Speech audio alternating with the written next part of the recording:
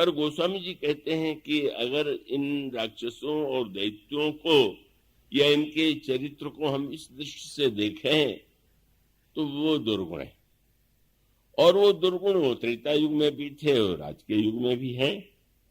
उस समय बाहर के रूप में उनका वर्णन किया गया आज, और आज हम सबके हृदय में विद्यमान है।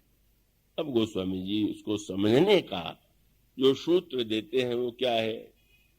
गोस्वामी जी ने यह कहा कि सहित दास दुख दोष दुरासा दलेव नाम जिम रवि निसिनासा ऋषिहित राम सुकेत सुताकी सहित सेन सुत कीन्ह बिबाकी सहित दोष दुख दास दुरासा दलेव नाम जिम रवि निसिनासा। शिष्य से पूछ लेना पड़ता है कि वो सुना तो नहीं चुके। शिष्य के सामने वो समस्या नहीं होती क्यों पहले बोलता है, और वो जो बात बोलेगा वो तो गुरु के द्वारा सुनी हुई बोलेगा। तो मैंने सोचा नाम महिमा सुना रहे थे तो शायद इसकी व्याख्या उन्होंने की हो, इसलिए मैंने पूछ लिया। गोस्वामी जी कहते हैं कि ये दुरासा ही ताड़का है, और उसके दो पुत्र हैं मारीच और सुबाहु, वो है दोष और दुख। बड़ा सरल सा अर्थ। प्रत्येक व्यक्ति चाहता है कि हमें जीवन में दुख न हो, पर दुख होता है, और मनुष्य भले ही चाहे कि हम दोषों से मुक्त हो जाएं, पर दोष भी नहीं छूटते। अब गोस्वामी जी सूत्र देते हैं कि मारीच और सुबाहु को जन्म देने वाली ताड़का पर ही भगवान राम ने पहले प्रहार किया। तो दुख और दोष को अगर जीवन से मिटाना है तो उसका जिससे जन्म होता है उस पर प्रहार कीजिए, नहीं तो दुख और दोष नहीं मिटेगा। और वो कौन है? दास दुरासा। ये दुरासा से ही दुख उत्पन्न होता है और उसी से दोष उत्पन्न होते हैं, और सारे झगड़े की जड़ तो यही है। सारी समस्या को अगर हम देखें तो कहने में हम दुखी क्यों हैं? वो दुख केवल बाहर नहीं, परिवार में पति को पत्नी से दुख मिल रहा है, पत्नी को पति से दुख मिल रहा है, सब एक दूसरे से दुखी हो रहे हैं। क्योंकि जीवन में जो यज्ञ होना चाहिए, यज्ञ भावना, तो यज्ञ भावना में स्वार्थ का सामंजस्य है और उससे ऊपर उठ करके स्वार्थ का त्याग है। लेकिन समस्या ये है कि कैसे यज्ञ पूरा हो, क्योंकि प्रत्येक व्यक्ति अपने जीवन में एक ताड़का बसाए हुए है, और प्रत्येक ताड़का सामने वाले के ताड़का से उसकी टकराहट हो रही, क्योंकि हम प्रत्येक व्यक्ति से आशाएं करते हैं और सामने वाला व्यक्ति भी बदले में आशा करता है, और इसलिए बार बार एक शब्द निकलता है, हमें आपसे ऐसी आशा नहीं थी। तो इसका अभिप्राय यह हुआ कि समस्या के मूल में जितनी अधिक आशा आप दूसरों से करेंगे उतना आप दुखी होंगे, और उस आशा की पूर्ति में अगर आपका स्वभाव क्रूर है तो आप जाने क्या कर बैठेंगे। आशा पूर्ण होने पर कई लोग दुखी होते हैं, और आशा पूर्ण न होने पर कई लोग क्या क्या नहीं कर देते। कितनी जो घटनाएं निकलती रहती हैं वो क्या है? गोस्वामी जी का जो तात्पर्य है वो ये है कि यहीं से रामायण का प्रारंभ हुआ। भगवान राम की यात्रा में इसके पहले तो बाल लीला हो रही थी और बहुत मधुर थी।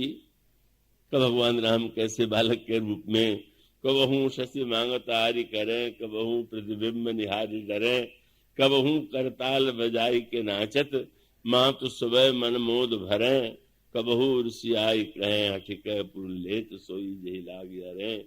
अवधेश के बालक चारि सदा तुलसी वन मंदिर में बिहरे। तो समझ इनका ये बाल चरित्र जो है बड़ा मधुर है। गायन करते हुए बाल सुध स्नेह बस माता बाल चरित कर गान, आनंद में वो बाल आनंद चल रहा था। अब उनकी यात्रा का जो श्री गणेश होता है वो विश्वामित्र से होता है। विश्वामित्र का अर्थ आप जानते ही होंगे विश्व का जो मित्र है वो विश्वामित्र है। साधारणतः हिंदी का संस्कृत को के वो न जानने वाला उसको अगर उसका विभाजन करेगा तो विश्व और अमित्र कर देगा, तब बना विश्वामित्र। पर ऐसा नहीं है। संस्कृत व्याकरण में इसके लिए एक सूत्र लिखा हुआ है कि भाई ये विश्व और मित्र में विश्वामित्र माने विश्व का मित्र नहीं, और उसके लिए सूत्र है मित्रे चर्षौ। तो ये मित्रे चर्षौ सूत्र से विश्वामित्र माने जो विश्व का मित्र है। और इसका अभिप्राय क्या है? स्वयं साधु हैं और साधु तो विश्व का मित्र होता ही है। स्वयं अनेक गुण होते हुए भी उनके चरित्र में रजोगुण का वो अंश विद्यमान है और दोष विद्यमान है। इसकी चर्चा अभी पहले की जा चुकी है। अब यह जब तक बस पहली कसौटी क्या, भगवान ने कहा कि व्यक्ति को अगर ये पता लगाना हो कि हमें भक्ति है कि नहीं, तो उसको एक ही बात अपनी ओर देखना चाहिए और उसी से समझ सकता है कि भक्ति का अंश उसमें है कि नहीं। क्या अगर किसी से भी जीवन में आपके मन में कोई आशा है तो आप भक्त नहीं, हम भक्त नहीं। बड़ी कठोर कसौटी। भगवान कहते हैं अरे कैसे कौन कहता है मेरा दास कहला करके और दूसरों से आशा करता है तो भक्त नहीं। भगवान कहते मोर दास कहाई नर आशा करई तो कहू कहाँ विश्वास, कहाँ मेरी सत्ता पर विश्वास, कहाँ मेरे सामर्थ्य पर विश्वास है। तो पहली कसौटी ताड़का का मरना। पर ताड़का का मरना सरल है क्या? कह देना तो बहुत सरल है कि आशा मत रखिए, पर आशा न रखिए। जितना कहना सरल है जीवन से आशा का मिटना, यूं कहना चाहिए कि संसार में व्यवहार का सारा आधार है आशा। वो आशा कभी पूर्ण हो जाती है तो प्रसन्न हो जाते हैं, और उसके बाद और आशा बढ़ती है और उसमें बाधा पड़ती है तो दुखी हो जाते हैं। तो मानो यह अद्वैत वृत्ति अगर उदित हो जाए कि बस जो कुछ है जहां भी है। हनुमान जी ने प्रभु से पूछा महाराज मैं तो नहीं जानता कि भक्ति कैसे करना चाहिए। प्रभु के पहले मिलन में यही संवाद हुआ। और महाराज मैंने सुना है कि अनन्य भक्ति होनी चाहिए, ये शब्द बड़ा प्रचलित। तो अनन्य भक्ति का अर्थ ये प्रचलित है कि आप अगर श्री राम के भक्त हैं तो श्री कृष्ण को न माने, श्री कृष्ण के भक्त हैं तो शंकर जी को न माने, दुर्गा जी के भक्त हैं तो और देवी देवताओं को न माने। पर प्रभु ने अनन्य का यह अर्थ नहीं हनुमान जी को बताया। और उसका अभिप्राय है कि ऐसे अनन्यता में तो अन्यता ही हर समय रहती है। अगर आपके मन में द्वैत बना ही रहे और क्रोध ये कहते रहे हम इनका नाम नहीं लेंगे, इनको सिर नहीं झुकावेंगे, तब तो आप द्वैत में निरंतर ही रहते हैं। और इसलिए हनुमान जी से प्रभु ने कहा हनुमान मेरी अनन्यता यही है कि सो अनन्य अस जाके मति न टरई हनुमंत मैं सेवक सचराचर रूप स्वामी भगवंत। यह सारा संसार प्रभु का ही स्वरूप है, मैं उनकी सेवा करूं। केवल मैं ही जब दिखाई दूंगा सर्वत्र तो अनन्यता होगी, और जब बहुत दिखाई दे रहा है तो अनन्यता कहां पर है? तो अनन्यता की एक बहुत ही उत्कृष्ट व्याख्या प्रभु ने किया। उसका सरल सा तात्पर्य है कि ज्यों ज्यों दूरी द्वैत कम होता जाएगा उतना ही क्रोध आपका कम होता जाएगा, और ज्यों ज्यों द्वैत दो दूरी होगी उतना आपका क्रोध बढ़ेगा। इससे श्री लक्ष्मण जी और परशुराम के संवाद में इसी की ओर संकेत है। क्रोध जो है क्या व्यवहार में क्रोध आवश्यक नहीं है? है। पर यूं कहें कि अगर कोई नाटक के मंच पर अभिनेता कार्य कर रहा हो और कार्य करने में वो उनके पात्र के उनके नाम अलग है, रूप अलग है। मान लीजिए कोई कुछ पात्र बंदर बने, कुछ राक्षस बने, मंच पर लड़ते हुए दिखाई दिए, पर्दा गिरा, तो क्या सचमुच सड़क पर जब कभी वो अभिनेता मिलेंगे तो लड़ने लगेंगे कि तुम राक्षस हो, तुम बंदर हो? वो समझेंगे तो नाटक में इस तरह का काम हमको दे दिया गया था, वो तो कुछ नहीं है। तो मानो उसका अभिप्राय ये था कि प्रभु हनुमान परशुराम जी महाराज के क्रोध का जो एक क्रोध का अतिरेक, उसमें संकेत कितना सुंदर है। राम को राम पर क्रोध आ गया, ये भाषा किससे अनोखी। और अवतारों के तो अलग अलग नाम हैं, पर ये इनका भी नाम राम, उनका भी नाम राम। तो राम का राम पर क्रोध, बोले वो बीच में परस शब्द जुड़ गया था, वही दोनों के बीच में एक दूरी उत्पन्न करने वाला था, और इसलिए उनके बार बार क्रोध आता है। पहले तो क्रोध यही आया, अरे मूर्ख जनक, धनुष किसने तोड़ा। मूर्ख क्यों? विवाह अपनी कन्या का तो करना चाहता था, पर नियम तो यह है कि किसी योद्धा की जो परीक्षा ली जाती है, प्राचीन काल में बहुधा लक्ष्य वेद के द्वारा तो ही परीक्षा लेने की परंपरा थी। योद्धा धनुष पर बाण चढ़ावे और जो लक्ष्य हो उसको अगर भेद दे तो योद्धा बड़ा सक्षम है। द्रौपदी के विवाह में इसी परंपरा का पालन किया गया था। परशुराम जी का कहना यह था कि धनुष तोड़वा के भी कोई परीक्षा होती है क्या? कोई कौन सी परीक्षा हुई कि जो इस धनुष को तोड़ देगा उसको मेरी कन्या, तो मेरी कन्या उसके गले में जयमाल डालेगी। इससे बढ़ के कोई मूर्खता? तो ये अगर योग्यता देखना था तो धनुष पर बाण रख करके तू चलवाता और ये देख लेता कि किसमें वो लक्ष्य भेद की सामर्थ्य है। इसलिए उन्होंने जनक जी के लिए शब्द कह दिया, कहु जड़ जनक। अतिरिक्त बहुत क्रोध आया, और अतिरिक्त से बोले वचन कठोरा, कहु जड़ जनक, धनुष के ही तोड़ा। मूर्ख जनक बतला, धनुष किसने तोड़ा। और तब अब क्रोध इतना बढ़ गया होता है जैसा, बोले बताओ ना, बहुत जल्दी बताओ, और जरा भी देर करोगे तो मैं बता देता हूं कि बेगी दिखाओ, मूढ़ न तू आजू, उलटो मही तो लग जहां राजू। तुमने जरा भी देर किया तो तुम्हारे सारे राज्य को नष्ट कर देंगे। आप और हम भी क्रोध में बहुधा ऐसा करते हैं। क्रोध आवे तो बर्तन पटक रहे हैं और वस्तुओं को तोड़ फोड़ रहे हैं। अब उन्होंने तो कुछ नहीं किया, आप उनको क्यों तोड़े फोड़ दे रहे? लेकिन क्रोध का जब आवेशजन्य रूप होता है तो यही होता। उन्होंने कह दिया कि मैं क्षमा करना तो जानता नहीं, और अगर तुम बताने में थोड़ा भी विलंब करोगे तो निश्चित रूप से मैं राज्य को नष्ट कर दूंगा, उलट दूंगा। अब वही बड़े जनक ज्ञानी, सारा प्रसंग ही वो एक विज्ञान के तत्व से भरा हुआ।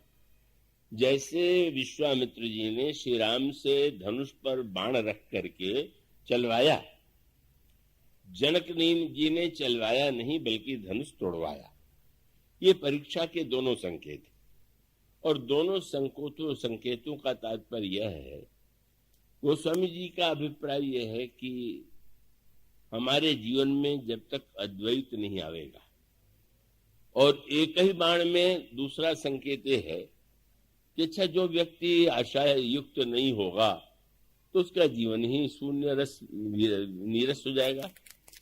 तो उस समय भगवान ने एक वाक्य जोड़ दिया, और वही महत्व का सूत्र है। भगवान ने तारका का वध कर दिया, ये विशेष बात नहीं। तब बोले एक ही बाण प्राण हरि लीना, और दीन जानते ही निज पद दीन। तारका को अपने में लीन कर लिया। तात्पर्य क्या है? द्वैत मिटा दिया। तुम्हें मुझ पर जो क्रोध आ गया यही समझ करके कि मैं कोई भिन्न हूं, तुम अलग हो, तुम यह नहीं जानती हो कि तुम मुझसे भिन्न नहीं। तो भगवान ने बहिरंग अर्थ तो इतना ही है कि ताड़का बड़ी भयावनी थी, भगवान ने एक बाण में मार दिया, और अंतरंग अर्थ है कि नहीं, मार ही नहीं दिया, अपने में लीन कर लिया। का इसका अभिप्राय है कि उसको ही बता दिया कि सारा जो तुम्हारा क्रोध था इस द्वैत के कारण था कि तुमने मुझ में जो अभिन्नता है उसको नहीं जाना, तुम मुझसे अलग नहीं। भक्तों के लिए भावना का संदेश है, इतने कृपालु हैं कि वहां पर दिखाई क्रोध का उत्तर प्रहार से दे रहा है, लेकिन उसको अपने में विलीन कर लेते हैं। और बहुत सीधी भाषा में कहें तो एक शब्द जीवन में आ जाए। गोस्वामी जी ने भगवान से कहा, प्रभु मुझे वरदान दीजिए। क्या? बोले बस एक ही शब्द उन्होंने पकड़ लिया। दोनों का एक भरोसो, एक बल, एक आस विश्वास, स्वात सलिल रघुवंश मणि चातक तुलसीदास। एक ही आशा है, एक ही भरोसा है, एक ही विश्वास। मानो हम दूसरों से आशा न रख करके केवल आशा रखें तो भगवान से ही रखें, ईश्वर से ही आशा रखें। ईश्वर आशा की पूर्ति करे तो उसकी कृपा है, और यदि नहीं करता है तो जैसे बालक के कुपथ्य मांगने पर कभी मान न दे तो उसके मन में बालक के प्रति हित बुद्धि होती है। इस प्रकार से जब भगवान एक बाण से प्राण ही नहीं हर लेते, उसको अपने आप में लीन कर लेते हैं, तो इसका अभिप्राय है कि द्वैत वृत्ति मिट जाए और हमारी सारी आशा के केंद्र भगवान हो जाए। इसलिए बार बार गोस्वामी जी ने भगवान से चमत्कार सिद्धियों की प्रार्थना नहीं किया। तब बोले, यह विनती रघुवीर गोसाई क्या और आस विश्वास भरोसो हरहु जीव जड़ताई। जीव की सबसे बड़ी समस्या यह है कि वो आशा दूसरे से करता है, भरोसा भी दूसरों पर करता है, विश्वास भी दूसरों पर करता है।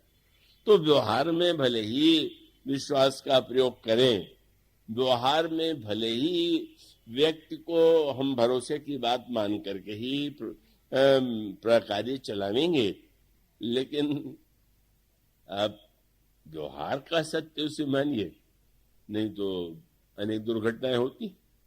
और उसका अभिप्राय है कि गोस्वामी जी कहते हैं, प्रभु केवल अगर विश्वास हो तो आप पर, आशा हो तो आपसे, भरोसा हो तो आप पर।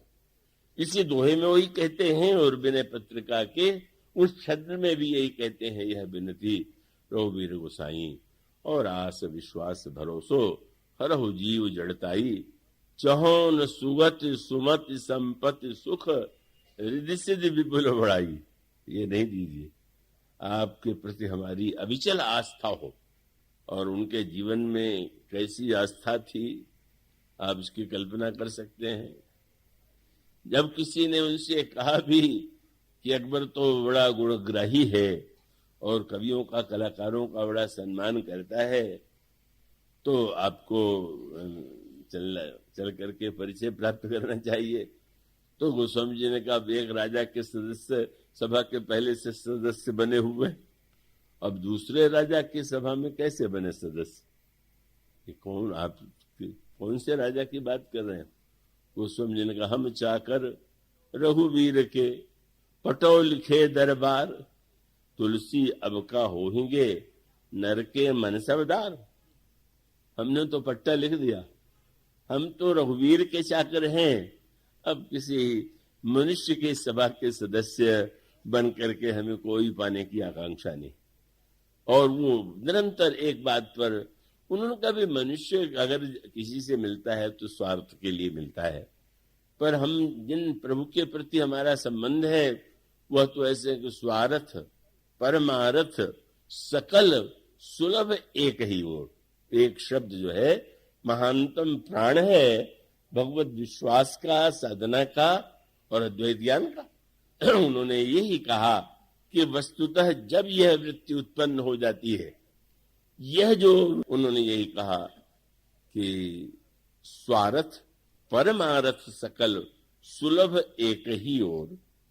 हमारे प्रभु ऐसे हैं कि जो हमारा स्वार्थ भी पूर्ण करते हैं, परमार्थ भी करते हैं। तब द्वार दूसरे दीन था तुलसी उचित न तो। तब दूसरे के द्वार पर दीन बनना तुम्हारे लिए उचित नहीं। तो मानो ताड़कावत की कसौटी क्या है? जब द्वैत बुद्धि मिट जाए, हमारी आशा सिमट कर भगवान में समा जाए, तब समझ लेना चाहिए कि तब ऋषि निज नाथ जिए चीनी। और तब उसका परिणाम क्या होगा? समर्पण का उदय हुआ। संसार में समर्पण करना बहुत कठिन और भगवान को समर्पण करना सबसे सरल है। बात तो लटपटी लगती है, पर आप सोचिए, कोई वस्तु किसी को लाके देना हो तो पैसा हो लावे तब न दे, लेकिन जिसकी वस्तु है अगर उसी को देना हो तो क्या कठिन है। बोले समर्पण का आनंद ये है कि देने वाले को जब ये ज्ञात हो गया कि जिनको देना है और जो दे रहा हूं वो इन्हीं का है, तो सबसे बढ़िया बात क्या हुई। प्रभु उसको समर्पण मान ले, उनकी कृपा है। समर्पण क्या करेगा व्यक्ति, क्या है जो व्यक्ति का जो भगवान को दे सके, समर्पित कर सके। कुछ है क्या अपना, किसी वस्तु पर हमारा स्वामित्व है क्या। इसीलिए समर्पण का आनंद ये है कि प्रभु इतने कृपालु हैं कि अपनी ही वस्तु दे करके हमें आपको अवसर देते हैं कि भाई मेरी वस्तु ही मुझको भेंट कर दो, हम उतने में प्रसन्न हो जाएंगे। जी वो उसको भी नहीं कर पाता, उसकी विडंबना है। मैंने ईश्वर के प्रति समर्पण माने ईश्वर के जो वस्तु है वह हम जान लें कि मेरा मुझको कुछ नहीं, जो कुछ है सो तोर, तेरा तुझको सौंपिया, क्या लागा है मोर। यह जो जान लेना है यही सच्चा जान लेना है। मानो ईश्वर के परिचय का, अरे यह तो आज दुराशा मिट गई। जब हमें लगे कि दुराशा मिट गई तो प्रभु की कृपा हो गई। तो मानो ये जो इस यात्रा का प्रारंभ हुआ तब वो दुराशा से हुआ, दुराशा का विनाश। और मारीच को उन्होंने दूर फेंक दिया, उस प्रसंग को लेने का अवसर नहीं है। दोष को दूर कर दिया और सुबाहु को जला दिया। ये विचित्र व्यवहार है। यज्ञ में बाधा देने दोनों आए, मारीच और सुबाहु। सुबाहु को जला के भस्म कर दिया, मारीच को एक बाण से दूर फेंक दिया। कितनी सांकेतिक भाषा है। मानो मारीच को उन्होंने क्यों नहीं मार दिया। बिना फल का बाण रामायण में दो पात्रों पर चला, एक तो हनुमान जी पर और दूसरे मारीच के ऊपर। हनुमान जी के ऊपर बिना फल का बाण भरत जी ने चलाया। देखा भरत विशाल अति, निश्चर मन अनुमान, बिनु फर सायक मारेऊ। और यहां पर मारीच के ऊपर भी भगवान ने विरूफन बाण राम तहि मारा। इसका सांकेतिक इस समय केवल इतना सूत्र कि मारीच जो है अद्भुत कलाकार है और वो उसकी कला है बेस्ट को बदलते रहने की। और यह मारीच हम सबके जीवन में है और उसी का नाम है मन। यह मारीच मन जो है कैसे कैसे बदल देता है रूप, कब क्या बन जाता है। कब हो देव जग धन में रूप में, कब हो नारी में भाषा है। संस्कृति सन्निपात नाना, दुख बिनु हरि कृपा न नासे। मानो भगवान ने यह सोचा कि इसको हम अभी नहीं मारेंगे, आगे चल करके उसका सदुपयोग करेंगे। और सदुपयोग क्या था कि बाण मार देने से उसका लगा क्या कि मारीच को भगवान ने दूर फेंक दिया, दूर शरीर से फेंक दिया पर और मन से पास बुला लिया। क्यों?